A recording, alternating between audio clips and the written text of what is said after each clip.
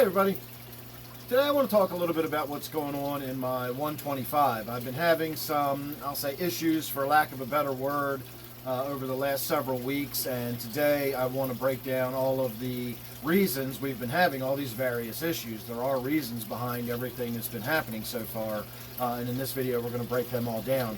So we have to go all the way back to when my synodontist died, and the behavior in the tenopoma became different. It became a lot less outgoing and a lot less aggressive at feeding time. It tended to stay hidden and so on and so forth. And that is actually significant later on as we get to the problems that were sort of unfolding. The next thing that happened was I removed a lot of plants. I did a really big water change. I gave the tank what I refer to as the old whackety chop. I cut everything way back. You'll see the stump over my shoulder here. I had a big thing of fern on top of that, and I removed all of that, like just physically removed the entire piece of fern. I didn't even trim it up. And I'm sure I said in that video that we are in for some changes to happen. I don't know what's going to happen, but something's going to happen. You can't make a change in a tank that significant without stuff changing.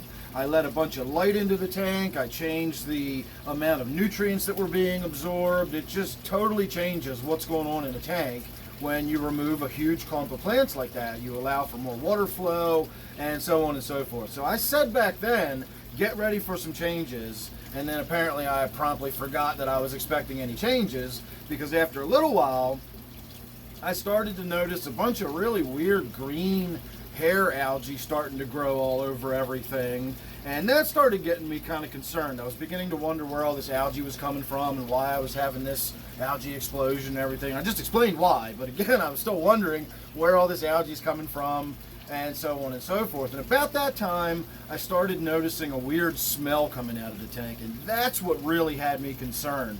I kept thinking that it was something dead, but I couldn't find anything dead in the tank, and I was looking around and it smelled odd, and it took me a little while to figure out what I was doing. And again, this is just me being a bonehead. And getting back to what I was saying about the tenopoma earlier, what I took to doing was, instead of throwing in the freeze-dried krill that I normally would when it would come up and aggressively come up and it would grab 4 or 5 of them, I was just putting a bunch up in the top corner here where it would normally come out and feed.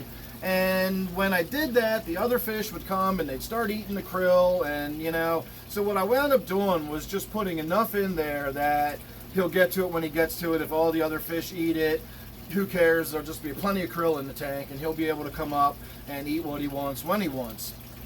It's also a sight predator fish that has to, see its food and all that kind of stuff. It's not a night feeder or anything. I always feed the tank about an hour before the lights go out. And again, up until recently, that's never been a problem, because the tenopoma always came out and got his dinner, and there was no excess food in the tank. But I just got lazy about it. I stopped paying attention. I stopped caring. It's summertime, I'm out doing stuff. I'm spending very little time here in the fish room, honestly. And what I was doing was just throwing a clump of shrimp in there. Plus, I was feeding the other fish. I was giving them all their normal food. And then I was just throwing a little clump of dead shrimp in the tanks. That's all, freeze-dried krill is. As soon as it soaks up some water, it's basically just dead shrimp with their heads cut off floating around in the tank. And it was getting stuck in the huge amount of floating vegetation I had in the tank, and I just had a bunch of dead, rotten shrimp in there. And I was also putting pellet food in that the tenopoma wasn't really coming out and getting very much of, and so the pellet food was also collecting and getting stuck. And that's where that smell was, and that's where that sort of nasty, sort of dead fish smell was coming from. Around that time, I also, as I was discovering this, I put a new filter on the tank. The filter caused the tank to get cloudy. I'd lost a couple of rainbow fish. The rainbow fish may have been impacted by the excess food and the excess waste that was building up in the tank, but I don't necessarily think so. I've never really had good luck with rainbow fish. Even the Marcy rainbow fish, these big black and orange ones that look so beautiful, that's only 3 out of the 5 I originally bought, or 6 I originally bought. a few years ago. I just don't really have good luck with rainbow fish because I have really, really soft water, and rainbow fish just do better in hard water. Before I started my YouTube channel, I had lots of rainbow fish that I just sort of stopped spending all that money on rainbow fish because they never seem to live very long. All the rainbow fish in my 40 over there have died off except for one. I just don't have a lot of luck with the rainbow fish, and these are albinos to boot. And whenever you've got an albino, especially in the pet industry, that's been forced into the albinism, they've been, inbred and inbred and inbred until you get that, albinism. Don't generally get really good solid genetics with the albinos in the pet industry. And so the fact that I lost a few rainbow fish may have been coincidental, it may have been related to the overfeeding, but what it did do was add to the dead stuff in the tank, which added to the amount of grossness in the tank and the smell and all that, and that is what I believe caused the fungal infection on my shark.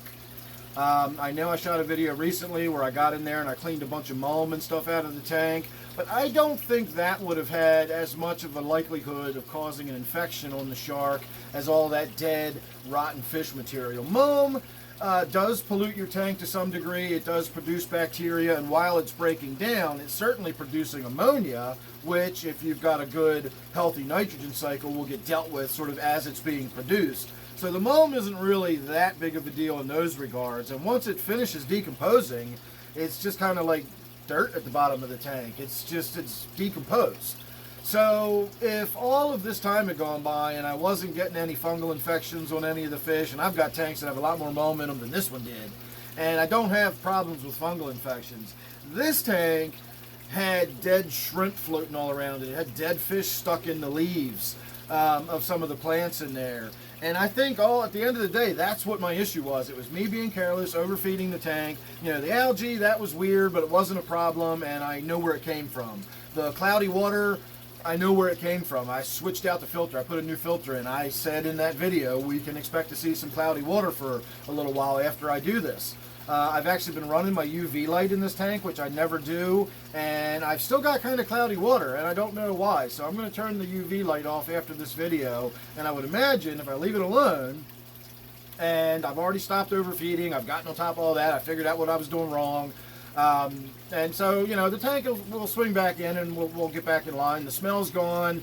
I've been keeping on top of checking the ammonia and all that. The pH in this tank is below 7, so even if there is a little tiny bit of ammonia building up, it's not going to hurt the fish because of the acidic water. It will be converted into ammonium rather than ammonia, and it just won't hurt the fish. So all in all, I was just overfeeding the tank and letting some nastiness get developed in there. With the shark, it developed that fungal infection on its fin. I promptly treated the tank with medication. That fungal infection cleared right up. So that was no issue. And as far as the skinny loach, that's just completely unrelated. That's got nothing to do with what's going on in the tank now at all. It's been like that for a very, very long time. And in fact, it started in another tank on the other side of the room. And that's got nothing to do with the current sort of string of things that I've had happening in this tank. That is basically, I took all the plants out of there, and that's what caused all the sort of algae and weirdness. I changed over the filter. That's where I got my cloudiness and all of the stink and dirtiness and fungal infection and all that weirdness that was going on was just me overfeeding the fish and overfeeding the tank and throwing dead shrimp in there, and it was just collecting in the floating plants, and it was rotting and stinking, and that's all me. That was just me doing that. Once I stopped, hey, the tank doesn't stink anymore, and I don't have infections in my fish, and so on and so forth. And again, with the rainbow fish, maybe all the excess food in the tank and everything might have contributed to them, but I suspect that even if I hadn't done that, it's very likely that they probably still would have died or might have died or whatever. I just don't have good luck with rainbow fish, and that's just the way that is with that soft water I've got. So anybody wants to point out anything I missed, I'm sure somebody will. I probably didn't cover everything anyway, so anybody has any other thoughts or ideas or whatever's been going on in the tank or what you think might have been happening or contributions you'd like to make, I'd love to hear them. Put them down below. Otherwise, just make sure you're subscribed, make sure the bell's rung, and that way you won't miss anything I've got coming up. You never know what it's going to be with me, and hopefully we'll get this tank sorted out and kind of move on and stop talking about this one. I'm kind of tired of hashing over all the different issues I've had in this tank, and we can move on to talking about some other stuff. So thanks again. Make sure you're subscribed. I'll see you real soon in the next one.